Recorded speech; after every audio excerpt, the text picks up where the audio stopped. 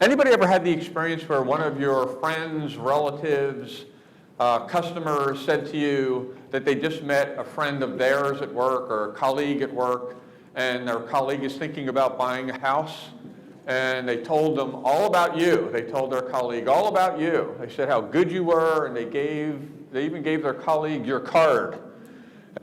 Probably you should expect a phone call sometime soon because they just gave your card to somebody. Anybody ever have that happen? How many of you got the phone call? And there you go. See, you know what? Every once in a while we'll get the phone call. For the most part, we get a little giggle because that just doesn't happen. So apparently, another one of those paradigms of real estate is business cards don't work. Well, even when you put the little hearts on them that say, I love referrals. Not that I mean, you might as well try everything you possibly can, but you know, and on the back you put the biggest compliment you can ever pay me. But you understand the number of miracles that have to occur for a business card to work? Somebody give me your business card. I need a business card. Here, I'm just going to take this. Oh no, it's tied with a ribbon. I need a business card. I got a business card. See, here's what just happened. She just gave me her card, and she wants me to pass out her card to somebody someday if I run across them thinking about buying a house. Well, here's what you're assuming is going to happen. I'm going to take your card, and I'm going to keep it. That's miracle number one. Miracle number two is 2 weeks from now, I'll be walking through my office, and I'll hear a colleague of mine saying they're considering buying a house. And I'll even hear that. Miracle number two. Miracle number three is, and when I hear that, I'll remember to refer her, and just coincidentally, I have her business card in my shirt pocket. And apparently I haven't washed the shirt yet.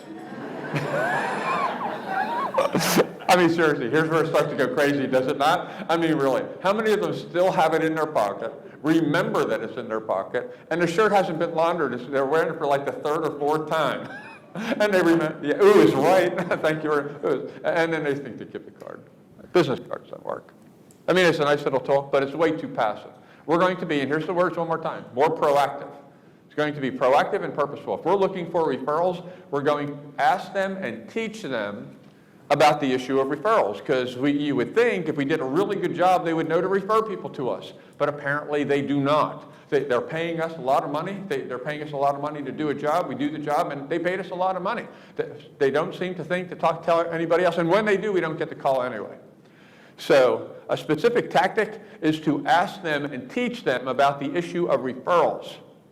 The dialogue is actually, I gave you the whole dialogue, it's in your outline. Let's put it into context. Number one, you don't ask and teach anybody about the issue of referrals until you've earned the right to do that. Would you agree? Yeah. So I assume when I do a presentation to a seller for a sole mandate and they go, okay, and they sign the sole mandate, I believe at that point in time, they must trust me. Would you agree? Oh yeah, they just gave me their sole mandate. Within that context, having earned it, having done what all the job apparently I was supposed to do, and impressed them enough that they would give me their sole mandate, when that happens, I'm going to launch into a number of things. Number one, people find security in structure. People find security in structure. They don't know what's supposed to happen next. They've either never listed their house before, or the last time they did it was a decade ago. So when they sign the sole mandate, to launch into this, I'm going to slide in with, Mr. and Mrs. Seller, let me tell you what happens next. Number one, my assistant Bonnie's going to be here tomorrow. She's going to be taking pictures of the house so we can put it on the internet. Within a couple days, somebody's going to come and dig a hole in your front yard. Don't freak out. That's where the sign's going to go. Bonnie's going to be here a couple more days, and she's going to put brochures in the brochure box. And Mr. and Mrs. Seller, before I go, I need to ask you a favor, but only if you're comfortable with this. Here's what I've discovered selling houses now for 15 years in Cape Town, South Africa. I've discovered that my buyers and my sellers go into their world and they talk about it everywhere.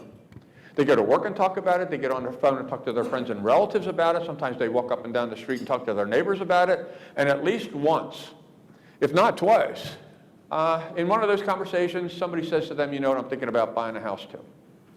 Here's what I need you to do when that happens. I need you to stop in the conversation, tell them a little bit about me and why you chose me to be your estate agent, and then, Mr. and Mrs. Seller, here comes the big favor, and one more time, only if you're comfortable with this. I want you to tell them to expect a phone call from me within the next 48 hours. And then with their permission, I need you to call me with their name and number so I can make that call. Seriously, how do you feel about that? You understand what I just did?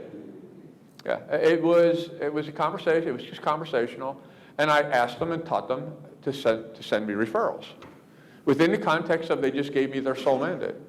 But before I discuss that any farther, are you comfortable with that? Would you be comfortable with that? Let's just preempt anything, any possibility of you being hesitant. Are you okay with that? Is there anybody not okay with that? Is there anybody not okay with it, but you don't want to put your hand up and let everybody know that? Well, seriously, because you know what? Understand what I said before you went to lunch, and I'm not kidding. I've been coaching people now for a decade, and I've not had anybody not get a 30% bump in their business for that short little 90-second conversation. And by the way, understand what I just promised you. I just promised you that 7 out of 10 people won't do it. Didn't I? I'm not promising you a miracle or the world. I'm suggesting to you that, and I get it. You know what? Some people want to see if you'll keep your promises before they put their name to yours. I get that. And some people work with a computer in a cubicle. They don't talk to people all day. You know what? That's just, they don't have the opportunity. And some people, I don't know about your sellers, some of my sellers, they don't want me to have another sole mandate while I've got their sole mandate. Is that not true? They think we can make a living off one sole mandate at a time. They want my full and undivided. So 7 out of 10 won't do it, but 3 out of 10 will. Write down this phrase. Write down the phrase, top of the mind consciousness. Top of the mind consciousness. Top of the mind consciousness.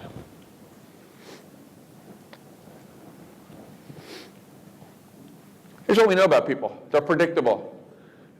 We know that whatever's most important to them at any given time, top of the mind, falls out of their head into their mouth, and that's what they talk about. Are you with me? You're estate agents. Have you not learned in your business that if you keep a buyer or seller talking long enough, they'll tell you everything you need to know? Probably even more than you want to know? Yeah, there you go. So so the key is, whatever's really important to them, just keep them talking, man, they'll talk about it. So all we're doing is we're tapping into what they're going to be doing anyway. They're selling their house for the next 4 months, however long it takes you to get a mandate sold. Well, what are they talking about everywhere for the next 4 months? Selling a house. And the people that they're having a conversation with don't see them as an estate agent, so they welcome the conversation. It's okay. So we're taking top of the mind consciousness and we're just using it on our behalf. Are you okay with that? One more time, 30% bump in your business. No kidding, for a 90-second conversation. There's no marketing here. You're already sitting in front of them, for crying out loud. Does this not make sense? So why don't we just tap into that? And by the way, there's nothing, the greatest marketing known to mankind is word of mouth marketing. You know that, right? I mean, any really good marketer will tell you that. There's all kinds of stuff you could do. You can make it fancy, you can make it glossy, you can have the right words, the words can be well selected, but there's no amount of, if you're a friend of mine at work, and I hear you thinking about buying a house, and I say to you, oh man, you need to go to Rod Williams to buy your house, to sell your house for you. He sold at least 3 houses for me. He's helped me buy 2 investment properties. I mean, he's great at what he does. You can interview other people if you want, but man, you got to at least start with Rod. Now the question is, how much money would another real estate company have to spend in institutional advertising to get you to go talk to one of their agents instead? How much money would they have to spend? There's not enough money that they could spend. Is that not true? I mean, you're gone. If I'm your friend and you trust me, you're going to go talk to Rod, are you not? No kidding. Ask any marketer about any product anywhere. They'll tell you that word of mouth marketing cannot be overcome with money. Word of mouth marketing is the greatest kind of marketing known to mankind. All we're going to do is we're going to take control of that. So one more time. There are key phrases. I need to ask you a favor, but only if you're comfortable with it, because it is a favor. It is a big deal. By the way, it is a big deal. When somebody puts their name to yours, if I stayed this weekend and I wanted to go to a really good Italian restaurant someplace in Cape Town, do any of you in the room know a really good Italian restaurant somewhere in Cape Town that I could go to? Anybody? Give me the name of a really good Italian restaurant in Cape Town. Yeah, see, whatever it is, I won't be here this weekend, but thanks anyway.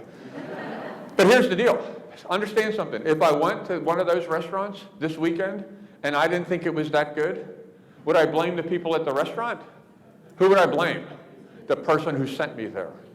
So understand something. This referral business, it sounds good from our end, but this is a big deal for them. What they know, if they put their name to ours, they're on the line. More than we're on the line, they're on the line. So you need to be careful about that. It is a favor. Mr. and Ms. Seller, I need to ask you a favor, but only if you're comfortable with it. Here's our discovered selling houses now in Cape Town for the last 5 years. I've discovered that my buyers and sellers go into their world and they talk about it everywhere. They go to work and talk about it. They get on the phone and talk to their friends and relatives about it. Sometimes they walk up and down the street, talk to their neighbors about it, and at least once, if not twice, that language is important too. It's in linguistics, it's called an embedded command. It's embedded because it doesn't sound like it's a command, but it doesn't have the word if attached to it. We have a tendency to be too polite. If you run across somebody, might you be able to see right away? Nah. See, that doesn't have the word if in it.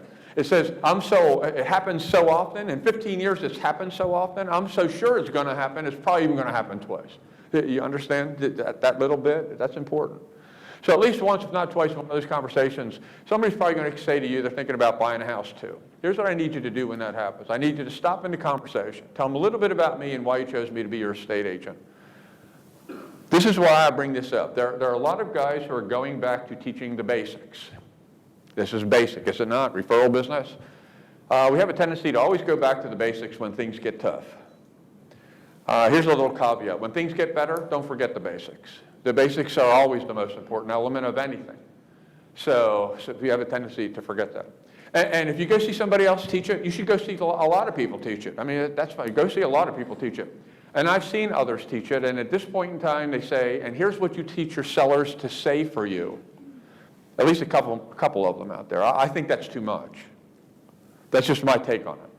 I think when I say to them, tell them a little bit about why you chose me to be your estate agent, whatever criteria they use to make that choice, I think is good enough to pass on. I am not teaching my buyers and sellers a dialogue.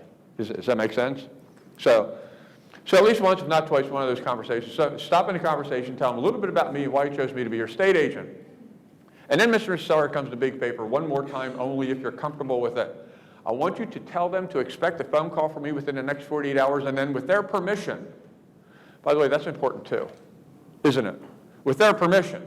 Because I don't want to chase people. See, what I'm suggesting to these people is tell your friends, and then ask your friends, is it okay if I have Ed call you? And they say, oh yes, please have him call us. See, right away? Does that not change the dynamic when I make the phone call?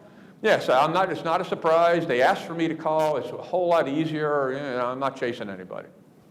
And then with their permission, ask them, tell them expect a phone call from me within the next 48 hours, and then you need to call me so I can make that call. No kidding, 30% bump. Anybody in the room like a 30% bump in your business in the next 12 months for the sake of a conversation? So this is fairly significant, is it not? Do any of you have a sole mandate right now? Well, your sellers at their office right now. And may have had a conversation or may have heard somebody talking this morning in their office about wanting to sell a house. And you just lost one. Yeah, right now. Could be happening right this minute because they don't know what to do. Seriously, every day, these people, top of the mind consciousness, every day they are talking about buying or selling houses. They're like estate agents in the world, but nobody sees them as that. So as soon as you can get this down, in terms of conversational and casual, you should go back and get them. Start with the ones you like most. Start with the ones you feel most at ease with. I mean, the very first couple times you try it, even though you think you've got it down, you may stumble through it. So it's easier to do it with people who really like you already and you really like them. And by the way, you can blame it on me. No kidding, seriously, if you try it and you mess it up, just say, you know what, Mr. and Mrs. Seller, you know what, I'm sorry. This American came here, he said I was supposed to try this. I tried it. He made me do it. It was never any good. It was not my idea anyway.